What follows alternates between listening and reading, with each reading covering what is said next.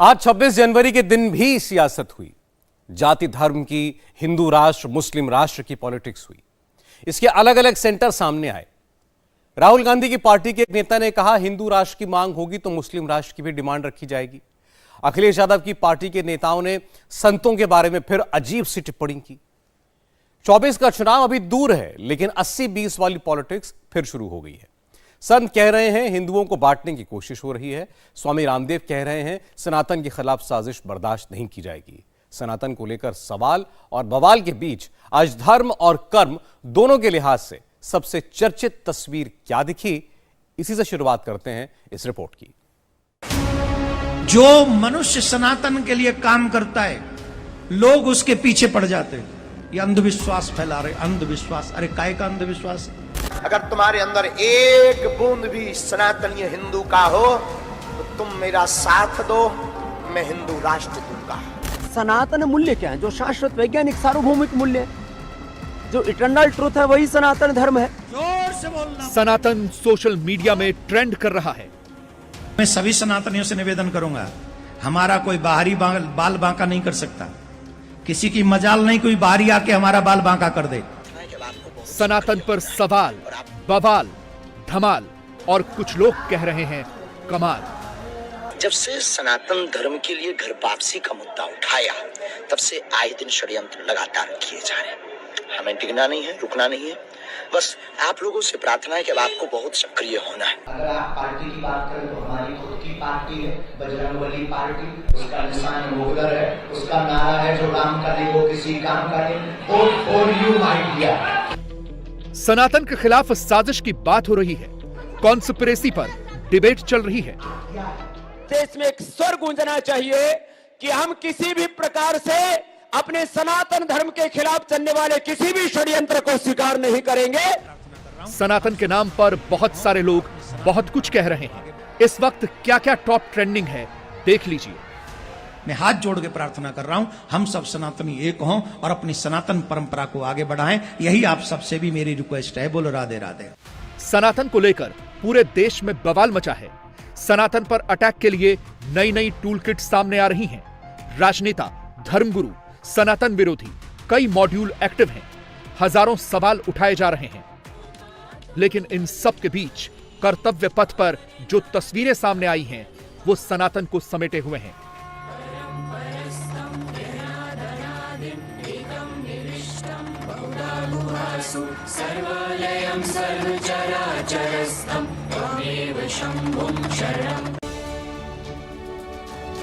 जम्मू कश्मीर की झांकी में बाबा बर्फानी,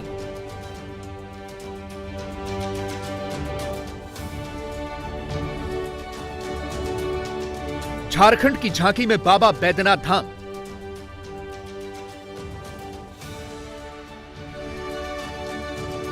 बंगाल की झांकी में दुर्गा पूजा,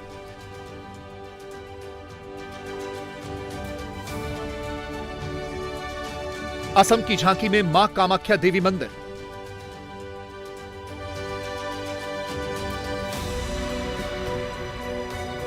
उत्तर प्रदेश की झांकी में अयोध्या का दीपोत्सव,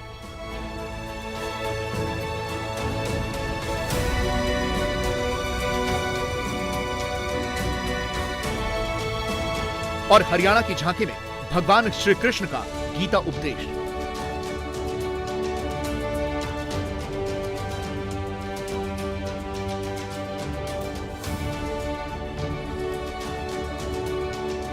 सोचिए, क्या 14 के पहले यह सब पॉसिबल था?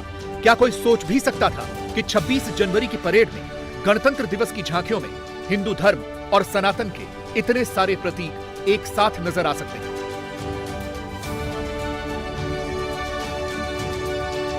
आज सनातन और पुरातन एक साथ चल रहे हैं। उत्तर प्रदेश की झांकी इसका एग्जाम्पल है।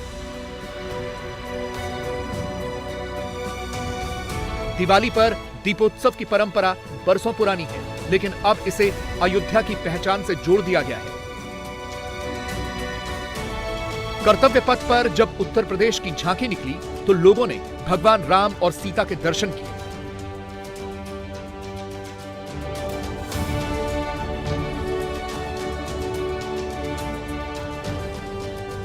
हरियाणा की झांकी में भगवान कृष्ण के दर्शन हुए। इस झांकी में भगवान कृष्ण अर्जुन को गीता का उपदेश दे रहे थे।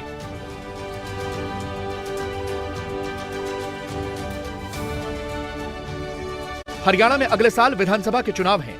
अगले साल ही झारखंड में भी चुनाव होने हैं, इसलिए यहां की झांकी में भी हिंदुत्व वाला फैक्टर नजर आया। झारखंड की झांकी में भगवान शिव के 12 ज्योतिर्लिंगों में से एक देवघर के बाबा बैद्यनाथ के मंदिर की रेप्लिका थी। असम की झांकी में लोगों ने मां कामाख्या मंदिर का प्रतिरूप देखा।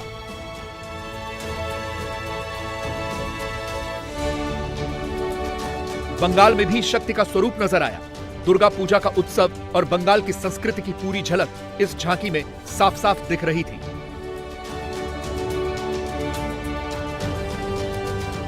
कर्तव्य पथ पर उतरे सनातन के इन प्रतीक चिन्हों में पूरब से पश्चिम और उत्तर से दक्षिण तक पूरे हिंदुस्तान को समेटा गया था।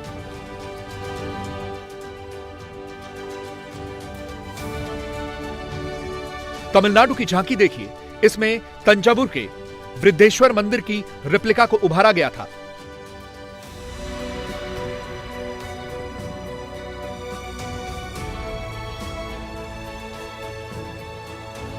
दिल्ली के कर्तव्य पथ पर सनातन के इन प्रतीकों को जिस वक्त पूरा देश देख रहा था, उसी वक्त सोशल मीडिया पर सनातन को लेकर हजारों सवाल उठाए जा रहे थे।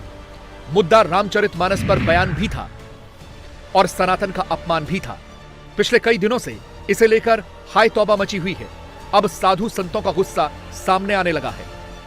कोई हमारे धर्मशास्त्रों पर प्रश्न चिन्ह लगाया जाता है,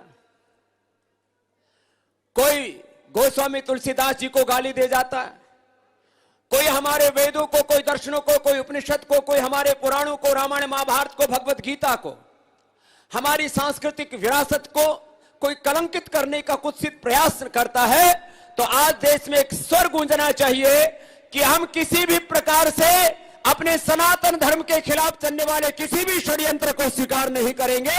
सारी इन बेबसियों से, लाचारियों से ये एक इंटेलेक्चुअल टेररिज्म, रिलीजियस टेररिज्म जो दुनिया में चल रहा है, देश में कुछ लोग उसको आगे बढ़ाने का प्रयत्न कर रहे हैं। इससे भी हमें देश को उभारना है और अपने सांस्कृतिक गौरव को लेकर के गुलामी की सारी निशानियों को मिटाते हुए हमें अपने प्रयत्न और पुरुषार्थ से, अपने शौर्य और वीरता से एक श्रेष्ठ भारत, एक दिव्य भव्य भारत और भारत की एकता, अखंडता और संप्रभुता के लिए हम जिएंगे भी और जरूरत पड़ी तो हम अपने प्राणों को भी न्यौछावर करने के लिए प्रतिबद्ध रहेंगे। ये संकल्प होना चाहिए आज गणतंत्र दिवस पर।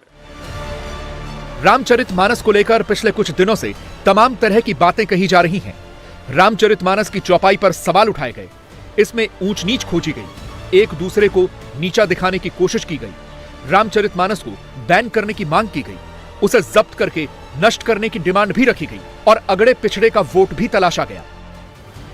देश में एक रिलीजियस टेररिज्म चल रहा है, हिंदू सनातन धर्म को नीचे दिखाना। सनातन मूल्य क्या है? जो शाश्वत वैज्ञानिक सार्वभौमिक मूल्य है, जो इटर्नल ट्रूथ है, वही सनातन धर्म है। अब उस सनातन धर्म पर जो तरह तरह के लांछन लगा करके, कभी हमारे धर्मशास्त्रों का आश्रय लेकर के, कभी हमारे महापुरुषों के चरित्र पर लांछन लगा करके जो कुत्सित प्रयास कर रहे हैं, ये सारे के सारे भारत विरोधी, राष्ट्र विरोधी, अंतर्राष्ट्रीय शक्तियों के इशारे पर या तो षड्यंत्र कर रहे हैं या अपनी कुत्सित कुंठाओं और अपनी बौद्धिक दरिद्रता और दिवालियापन के शिकार होकर के इस भारत को कहीं ना कहीं अपमानित करने की चेष्टा कर रहे हैं। उनका पुरजोर विरोध सारे देशवासियों को करना चाहिए। इस वक्त एक साथ कई मुद्दे खड़े हो गए हैं।